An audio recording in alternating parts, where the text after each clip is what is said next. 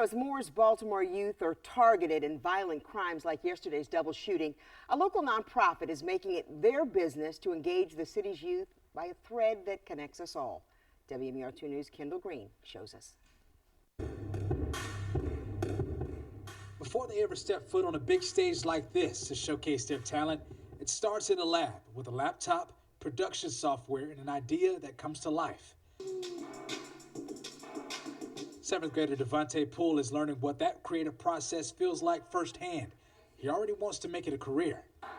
My favorite part is making the beats for the rappers. That's the access and exposure Robert Levine, the founder and director of Beyond the Natural Foundation, had in mind when he created the program. These students are in the program's Introduction to Songwriting and Production class. And students front and center, kids who may not have had any exposure to the beat making process, how to compose music, and we're giving them just some of the foundational tools so that they can get engaged in the process of creating original music content.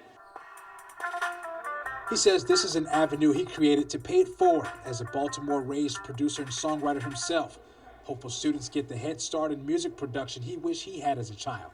Hopefully it sparks a deeper interest in music so that they can take a deeper dive in seeing how they can explore music and use it for themselves to build their futures. That's our job as we go through doors, opening up doors for those coming behind us. Sadly, those doors of opportunity for some of Baltimore's youth are being nailed shut by violence and crime plaguing the city, which is in part why Levine wants to remove those barriers to success in music as early in a student's life as he can. You don't want them to have to try to figure out what if, or could I have this, or I see this over here, can I have exposure to that, and is that something for me?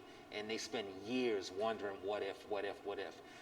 For me, I'm all about exposure, breaking down barriers, and filling their time with skills and habits that will produce the future they desire to have, one song at a time.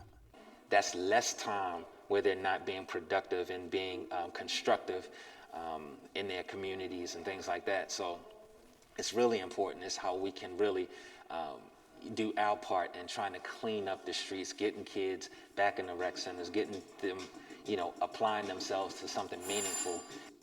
In Baltimore, Kendall Green, WMAR 2 News.